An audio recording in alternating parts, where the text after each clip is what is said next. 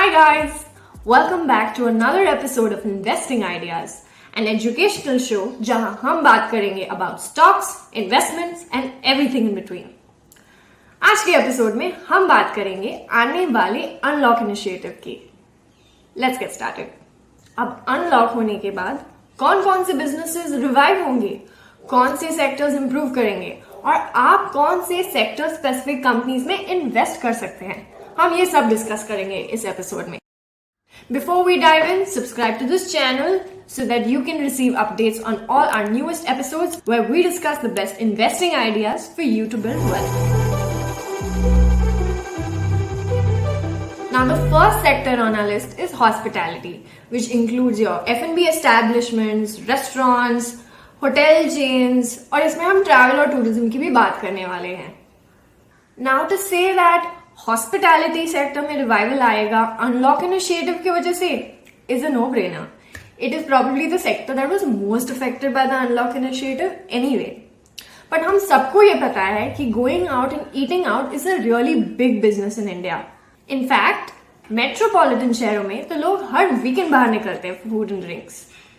According to a 2019 report of a dinner reservation portal, कहा जाता है कि about 4,500 tables were booked per hour in India at restaurants और hotels. That's a huge number, right? इस साल के unlock initiative के बाद यही डिमांड वापस आने की काफी उम्मीद रखी जा सकती है. अब बात करते हैं टूरिज्म के बारे में. अगर डेटा देखा जाए तो इन 2018 लगभग 2 करोड़ 60 लाख लोगों ने फॉरेन वेकेशन ली थी and approximately 185 crore people took a vacation in India. So yes, मैं ये मान भी लूं कि लॉकडाउन खुलने के बाद ऐसा तो नहीं है कि हम सब घर से बाहर निकल जाएंगे. No, I'm not saying that. But कुछ लोग तो बाहर ट्रैवल करने की कोशिश करेंगे, कुछ लोग इंडिया में वेकेशन लेंगे and the limited opportunities we have to travel abroad, कुछ लोग वो भी एक्सप्लॉइट करेंगे. Well, all in all मैं ये कहना चाह रही हूँ कि once the unlock initiative is in play, तो होटल्स और रेस्टोरेंट्स और ट्रैवल और टूरिज्म की काफी चांदी हो सकती है. So you should watch out for this sector. अब मैं आपको इस सेक्टर में एक स्टॉक पिक देने वाली हूँ. Ready? Okay, so according to Angel Broking we would recommend you to pick up Lemon Tree hotel. इसका target price according to us is 50, so you can cash in on a considerable upside by buying the stock now.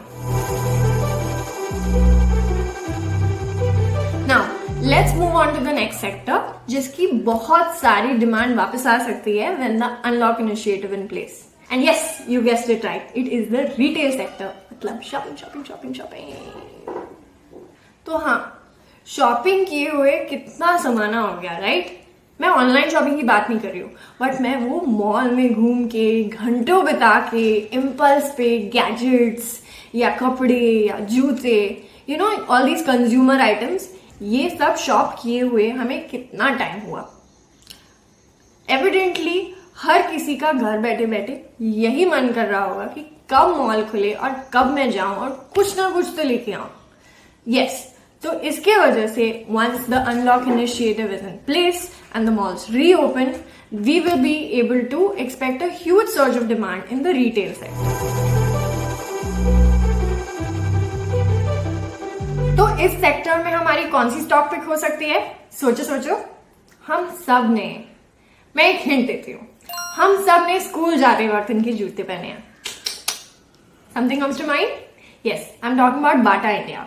तो Angel Broking की recommendation है कि आप Bata India का stock खरीदें in the retail sector, which is expected to go up to 1874 rupees. That will be a very valuable uptake, right? तो last but not the least, let's talk about the auto and ancillary sector. कौन सा है ये sector?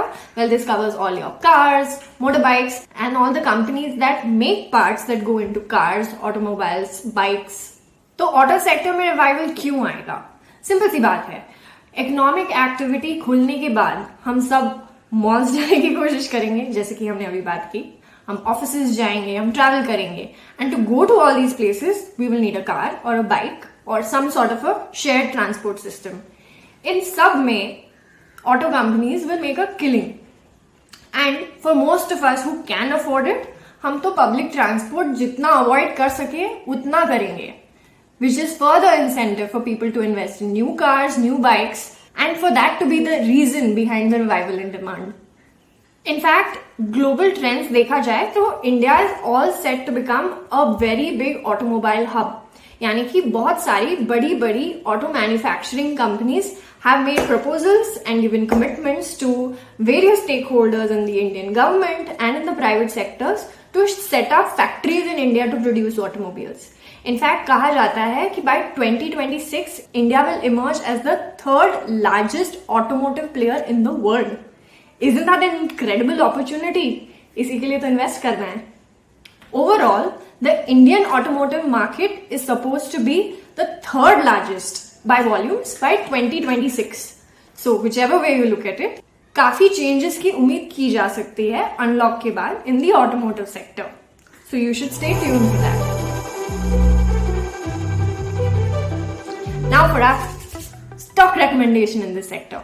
So, as per AB's recommendation, an investment in Suprajit Engineering would be an ideal buy. You can buy it for a target price of 360 rupees. Note it down. Wow, काफी investing ideas दे दिए ना मैंने आपको.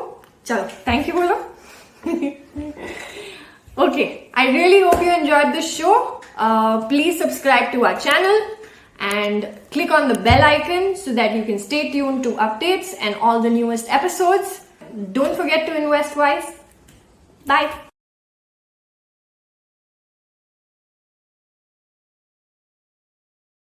Investments in securities market are subject to market risks. Read all the related documents carefully.